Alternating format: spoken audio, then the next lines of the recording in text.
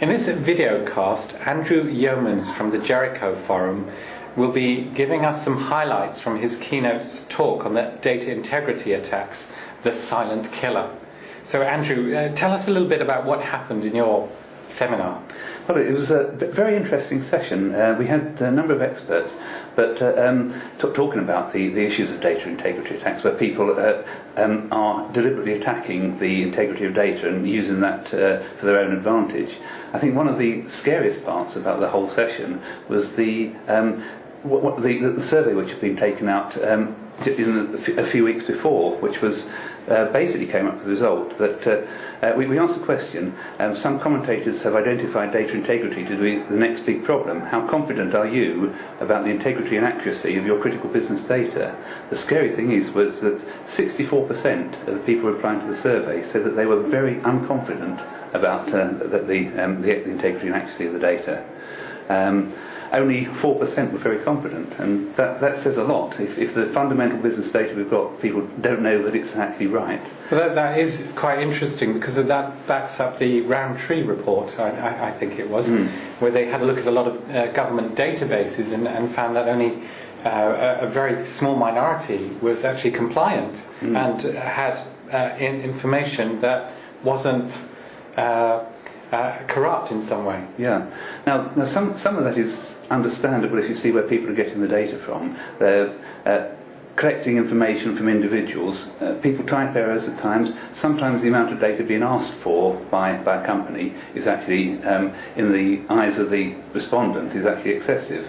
So if you just want to download a copy of a white paper, you don't really necessarily want to give your name, address, phone number, date of birth and all that sort of information. So it's not surprising that there's a lot of erroneous information collected at first.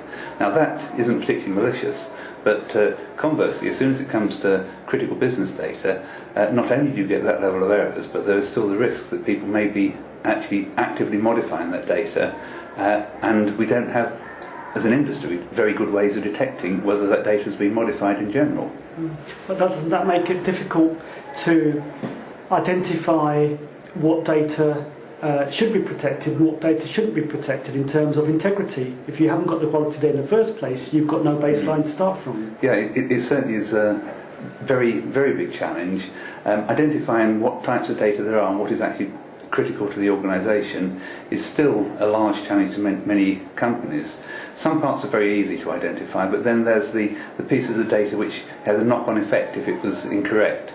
And by and large, we don't have very good methods of linking all the pieces of data together when something is used in one application and then passed on to another application.